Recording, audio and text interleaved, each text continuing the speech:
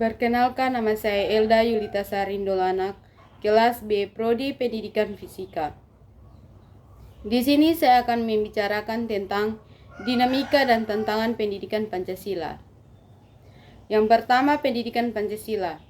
Pendidikan Pancasila adalah sekumpulan materi didikan dan pengenalan akan Pancasila sebagai dasar negara dan menanamkan ideologi Pancasila itu sendiri, yaitu kepada anak-anak, atau pendidikan Pancasila yaitu pendidikan nilai-nilai yang membentuk sikap dan perilaku positif manusia atau mahasiswa sesuai dengan nilai-nilai yang terkandung dalam Pancasila.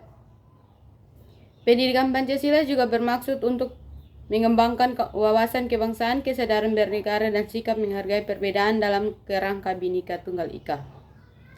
Selanjutnya adalah dinamika pendidikan Pancasila.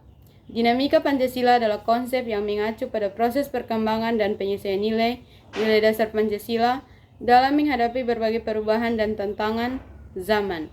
Pendidikan Pancasila mengalami dinamika yang dengan perkembangan zaman dan tantangan yang dihadapi bangsa Indonesia. Dinamika pendidikan Pancasila dapat dilihat dari beberapa aspek, yaitu yang pertama aspek historis, yang dimana pendidikan Pancasila diperkenalkan sejak masa kemerdekaan sebagai upaya untuk mempersatukan bangsa yang beragam. Pendidikan Pancasila kemudian mengalami pasang surut selama masa Orde Lama, Orde Baru, dan Reformasi. Berikutnya aspek kurikuler, yang dimana pada awal pendidikan Pancasila diberikan secara terpisah dengan mata pelajaran lainnya.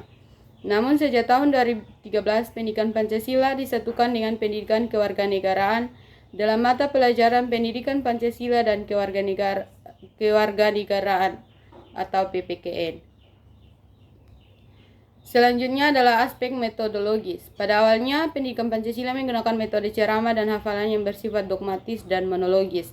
Namun sekarang pendidikan Pancasila menggunakan metode diskusi, simulasi, role play, studi kasus, dan lain-lain yang bersifat interaktif dan dialogis. Selanjutnya adalah tantangan pendidikan Pancasila. Tantangan pendidikan Pancasila merujuk pada hambatan atau kesulitannya yang muncul dalam implementasi nilai-nilai Pancasila dalam sistem pendidikan di Indonesia. Pancasila adalah dasar filsafat negara Indonesia, dan pendidikan Pancasila bertujuan untuk membentuk karakter dan moral warga negara yang sesuai dengan nilai-nilai tersebut. Beberapa tantangan yang mungkin dihadapi dalam konteks ini termasuk: pertama, implementasi nilai-nilai Pancasila. Memastikan bahwa nilai-nilai Pancasila seperti gotong royong, keadilan sosial, demokrasi, dan persatuan nasional benar-benar terwujud dalam kurikulum pengajaran dan kehidupan sehari-hari di lingkungan pendidikan. Yang kedua, kontekstualisasi nilai-nilai. Menyesuaikan cara penyampaian nilai-nilai Pancasila agar sesuai dengan konteks zaman dan kebutuhan masyarakat modern tanpa menghilangkan esensi dan nilai-nilai aslinya.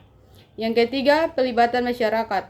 Tantangan dalam mengajak partisipasi aktif masyarakat dalam mendukung dan melibatkan diri dalam pendidikan Pancasila, sehingga nilai-nilai tersebut tidak hanya diaplikasikan di sekolah tetapi juga di lingkungan sekolah lebih luas. Yang keempat, konsistensi implementasi. Menjaga konsistensi implementasi nilai-nilai Pancasila di semua tingkatan pendidikan, mulai dari tingkat dasar hingga tingkat tinggi, agar proses pendidikan benar-benar menciptakan warga negara yang mencintai dan mengamalkan nilai-nilai Pancasila. Selanjutnya, pelatihan guru. Memastikan bahwa para pendidik memiliki pemahaman yang mendalam tentang nilai-nilai Pancasila dan mampu mentransfernya dengan baik kepada generasi muda. Yang keenam, evaluasi efektivitas, yang dimana menyusun mekanisme evaluasi yang efektif untuk mengukur sejauh mana pendidikan Pancasila mencapai tujuan yang telah ditetapkan. Yang ketujuh, integrasi dengan nilai lokal. Mengintegrasikan nilai-nilai Pancasila dengan nilai lokal yang ada di berbagai daerah di Indonesia sehingga pendekatan pendidikan ini tetap relevan dan diterima secara luas.